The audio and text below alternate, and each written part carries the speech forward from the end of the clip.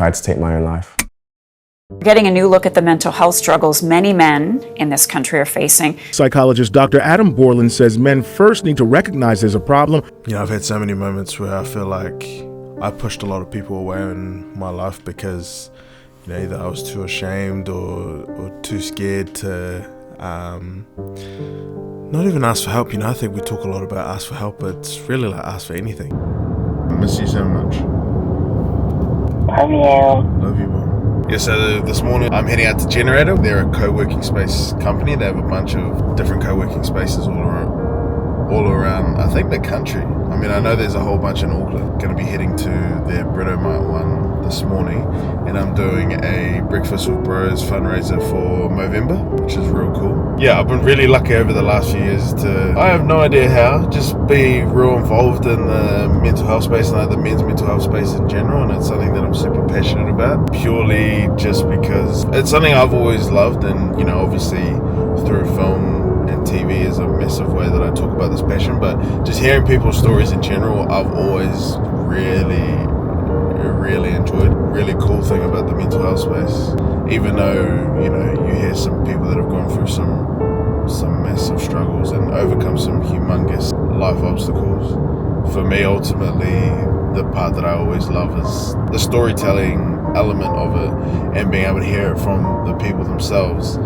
And, you know, I think there's something beautiful. For me, I do always feel a bit strange about being involved in these just because I don't come from any background of expertise. If you don't know what Movember is, basically it's a charity where every November, people grow mows to raise funds for men's mental health through the Movember charity, and such a cool concept, and has been such a massive part of my life like these past few years, the more I've gotten involved in mental health. So there's always a lot of events near the end of Movember, and that's what I really wanted to show you guys. I did a really cool campaign yesterday for my friends Jen Mora and Jazz Thornton, who run a charity called Voices of Hope, which is two of the most important voices in mental health, I was going to say in New Zealand, and the world. But today I'm wearing my my Boys Are Decorating tee, or you probably can't see shit.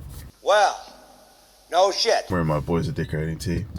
If you don't know what Boys Are Decorating is a series that I hosted. The whole idea, even just the name, plays off of, you know, the boys are on, and that whole idea of, you know, when the boys get together, you know, you get on the piss and, you know, you do stupid shit together. So I played on that and called it the Boys Are Decorating. The whole, I guess, purpose behind it was helping young men find a new avenue to express themselves, and in particular the Boys Are Decorating was all about getting dudes really inspired to learn how to express themselves through interior design. Interior design is one of my biggest passions. I've always said when I retire from comedy and entertainment, I'm going to go into interior design, and maybe in particular like furniture design. It's something I'm real passionate about. I've loved it since I was a kid.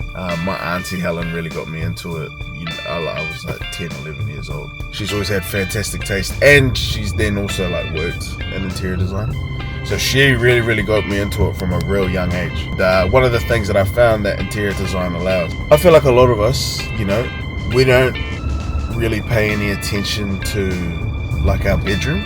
It's the last thing you see before you go to sleep, and the first thing you see when you wake up. At least in my generation and older generations, the emphasis was really on work being the ultimate value that dictates your worth essentially to society.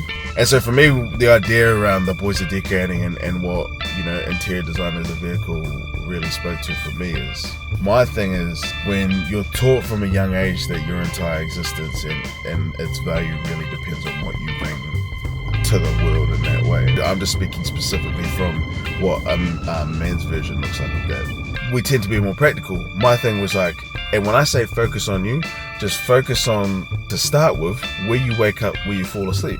Where is that? Your bedroom. You know, at least the idea of a bedroom is supposed to be yours. It's supposed to be yours to express yourself, what it is for you, what it looks like, you know, how you use it. And so my thing was like, well, take ownership over that. And if you're a young man that struggles to express themselves, let that be the first place that you ever try, because at the very least, no one has to see it. It's yours.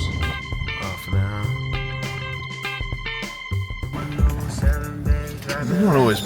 Anyone else always park fucking too far away from the thing? Every time, bro. You've probably seen my 60-second mockumentaries on my TikTok or my Instagram. That's how I can film these like myself, because basically I can just chuck it on this app and then see what's happening.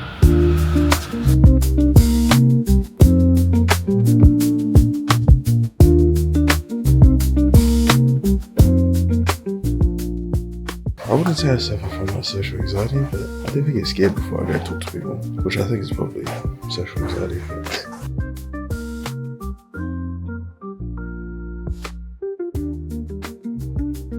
So grateful to serve the community. That was a very... Are you running for parliament? Yeah. Mentoring is my favourite thing. I get to mentor students and help our communities. You guys will laugh. They were like talking shit, making fun of me, and then as soon as I put the camera on them...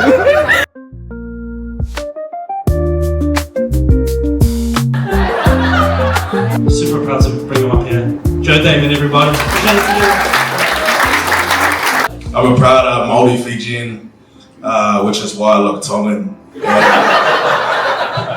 I didn't realise I looked Tongan until this guy came up to me one day. He's like, you know, I grew up with heaps of Tongans. And I looked at him, I was like, same bro. 30s, who here's in their 30s? See, that looks fun. See, all you guys look fun. You guys look like you're having fun. Us mid-late 20s, we are losing it. I'm still figuring it out. I guess for me, like, I kind of have had the honor of being able to not only take part in a lot of these events on this side, but like in your position too. And I always feel like a bit of a fraud because I feel like everybody comes up here with like these really amazing pieces of practical advice. Whereas I think I present myself more as like I'm kind of in the middle, figuring a lot of that out. I'm still on my journey, and to be honest, the fact that you're here, I feel like you're probably more ahead in your own journey than I am on mine. So I'm like, to be honest, one of you should probably be up here. When you come to a lot of these talks, a lot of them talk about, I'll speak specifically from like a men's mental health angle. A lot of them say men need to speak up when they're struggling. My thing is, as a man, I didn't know how to speak up at all. I didn't even know how to put on a song that I like. So if I can't even do it in the simplest of way, how am I gonna do that in my most vulnerable moments? How am I gonna do that in the time when I'm struggling? So for me, it became a whole exercise of trying to figure out all these different ways of really getting myself out of my shell, with hope that one day when I am struggling, I am more comfortable with that vulnerability. I just devoted my whole life to, you know, to America and achieving this dream in comedy. And my partner, she's my partner now, she's my partner then. There's a little break in between, don't I? So you'll hear in the story how that happened. She would just come and sit in my office with me, and because I would be there I'd get in at 7 a.m. and I'd stay there till 3 in the morning, and I'd do that every day, and I did that every day for like 2 years. And she'd just come in and sit in there with me, doing absolutely nothing. I never took her on a date in our first 2 years together. And it's a really embarrassing thing to admit, but I'm trying to like paint the picture as to how much I had devoted myself to really fulfilling this version of myself that I thought would bring all these things in my life. A broke student, you know, like needing to fill my car, like, well, putting 20 bucks in my car. Like it was just little stuff like that. And when I finally started to sort of break through, it was at that point that I kind of looked at her and I'm like, oh, surely you love me now, like, surely you love this.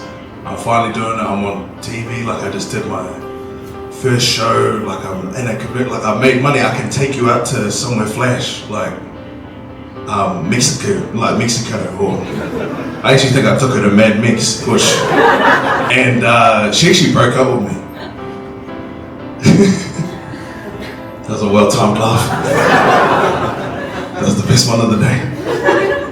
Now I can actually afford to like go do stuff, we can move in together. And she was like, nah, I don't want any of that. And I'm actually done. I was doing all this stuff with Comedy Central, and I got flown to America for the first time ever. I'd never been. And I was at this place called Rodeo Drive. I don't know if you've ever heard of it, but it's like flash as fuck. There's like 10 Mad Mixes on there. I got signed to this company, the same manager as Kevin Hart. And they flew me over to America, and I got to meet him and do everything that, like, I used to sit back in my office in Glendine and tell T about it, be like, one day this is gonna be us, we'll do it together. I just met like all these people I really looked up to, and I walk out to Rodeo Drive. I've done like so much stuff in New Zealand that I dreamed of, and I'm just standing there on my own. I'm standing at the bottom of the street just looking up, and I just start like bawling my eyes out. That changed my life completely, because the thing that taught me in that moment was actually everything that I wanted was with me right beside me when I had supposedly nothing to myself. After realizing that, I was able to come back. We got back together, which, my natural charm and charisma. But I will be forever grateful to her, because she taught me the most priceless lesson I think anybody could teach. And I guess in me presenting it to you today, it's not with any intention that you take anything away from that. I just wanted to share a story that I kind of went through, and hope that some part of it relates to you, and to let you know that there's nothing massive that with whatever you're feeling right now, you have to wake up tomorrow and go do. I'm sick of seeing TikToks that are like, go run a half marathon tomorrow and that'll solve it. Not that I've ever tried. You having me today, as I said, I always feel strange, because I mean, you guys all look like onto it and low-key real rich, so I'm like, I don't really know what the fuck I can tell you, but because of that, even more so, I just appreciate you, letting me tell my story and coming through this morning. And if anyone's keen to go to Mad Mix, hit me up. So appreciate you guys. Thank you. So fam, it is Friday. I'm just about to head to Cobalt. I'll be doing this Making Men Move event with Kai, let alone work with someone like Kai, who you guys already know I have so much love and respect for. UFC fighter aside, he's, anybody that's had the chance to meet him, he's the best dude, humble as fuck, really mindful with like so much to say in that space. An awesome dude to listen to, and I think an amazing role model to men. So for him to ask me to come and be a part of it is just the biggest honor, and I can't really believe it, to be honest. So I'm just on the way there. Just had to finish up a VO. Meant to be there at 4. It's about 10 to 4 now, but I'm only around the corner, so we're sweet.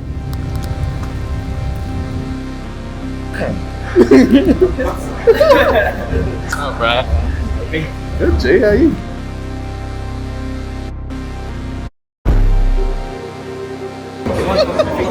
How you feeling for today, bro? A little turnout, just being of service to the community. This is a community in the gym. Straight up.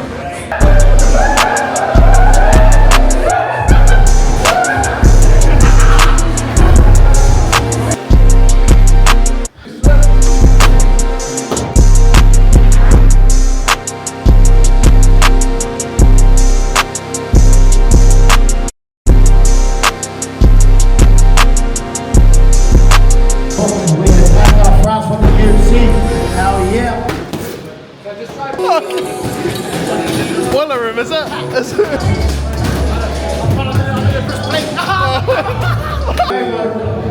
Sharp brothers, sharp boys, sharp boys, sharp boys.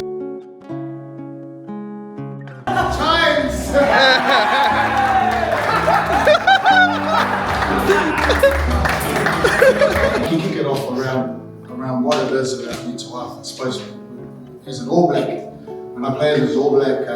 Latham, and another try coming up here for New Zealand. Alatini. The best, he reached the heights of heights.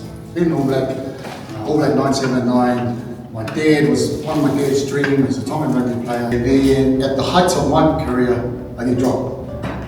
Different coach comes in, and then I had coaches that were telling me that you're good enough, but then wouldn't select you. So a whole heap of different things were entering in the world. At the time, I just thought it is a thing, carry on. But I suppose what did come out of it was my behaviours outside of what was happening. Heavy drinking, out more. I had a wee family that I looked after with all my heart, but almost kind of living two lives of my journey that I was going through, right? And I suppose drinking was my worst part of my coping mechanism, I should say, at that time.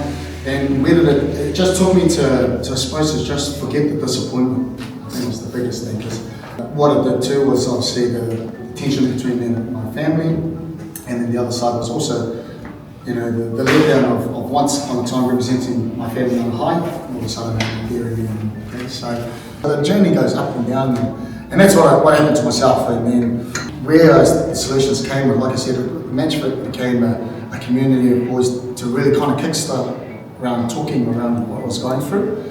Started getting comfortable and making it, normalising that chat. When you hear people say, go be productive and build a whole business, you know, that's years. But if I was just to say to you, no, go and buy a rug, go to a boxing class, go for one walk, that change can start in the next 10 minutes, you know? I'm somebody that's suffered from different forms of social anxiety, I think, throughout my life.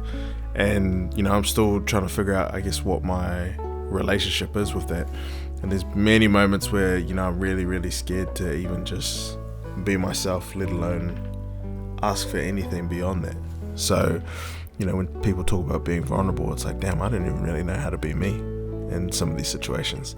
So, you know, if anybody's watching this and you feel quite alone because you know you feel a vision of that, I really hope that, you know, me talking about it in this way helps you feel like, well, you're not alone. And if anything, you're just in a certain part of your journey of, you know, breaking through that, very much like I am. And, you know, I have days where I don't feel great. I have days where I feel on top of the world. I have days where I feel like I can talk to anybody, and I have days where I feel like I couldn't talk to a single person on earth. You know, I don't really know where I'm going with this, like, sort of closing part of this video, but, you know, I guess I'm just sending a message out to anybody that's listening. And if anything, I'm sending this video out to a younger version of myself to let him know that, you know, there's no big long pathway of gold to glory and happiness forever. It's not real. You don't need to chase it. You're perfect the way you are, mate. Just stay in that.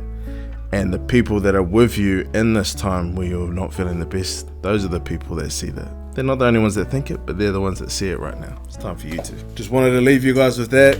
I really appreciate you watching this week's video. Would love if you liked it and subscribed and commented. You know, if there was anything in there that resonated with you. Otherwise, appreciate you watching this one this week. And yeah, hope you guys have a good rest of your year. Love you very much.